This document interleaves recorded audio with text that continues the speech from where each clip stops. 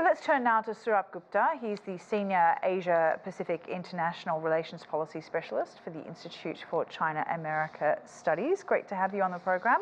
Now, how does China view its peace brokering role? What tools or sway does Beijing think it can draw from? What China is trying to do in this instance, and what China's role out here is try to facilitate peace. Try to facilitate peace, try to facilitate prosperity. Let's not have war, let's not have hostilities. Let's find a pathway to coming to a settlement of problems. That's obviously easier said than done, but that is China's approach to international relations, and particularly to this conflict, which has really troubled and in a way destroyed the European security architecture. And so that's where China is coming at this issue and trying to lend its good offices. It's widely viewed that China has fairly close ties with Russia. So how can it balance the somewhat uneven relationship it has with both countries, given that to broker peace, it needs to be a peace plan that works for both sides? Oh, absolutely. What China can do in this instance is hear out what the Europeans are saying, what the Ukrainians are saying, relay those messages back to Moscow. And when the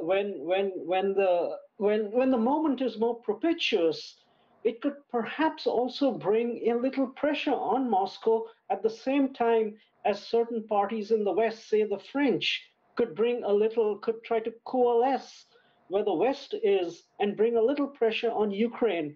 Again, neither Ukraine nor Russia are at any point where they want to sit across the table and say, okay, let's have peace facilitation discussions. But that might come down the line later this summer if there is something remotely resembling a ceasefire, at which point of time China can use its good offices with Russia, and say France or Western powers can use their good offices with Kyiv.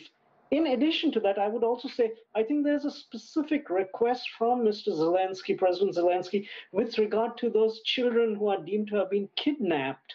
And this is for which the ICC is also charging Mr. Putin.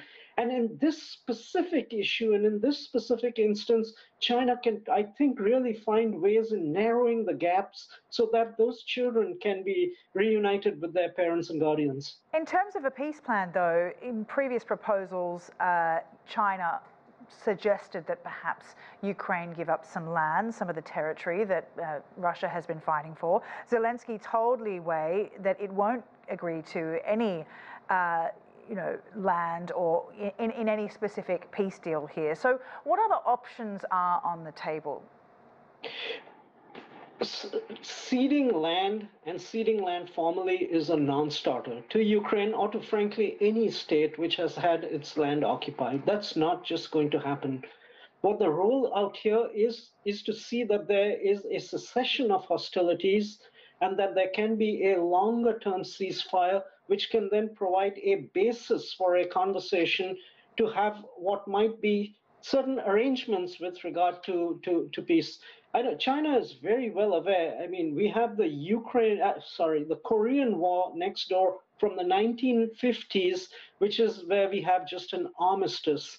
And so so China is very aware that peace is not going to come because peace is said, let's have peace.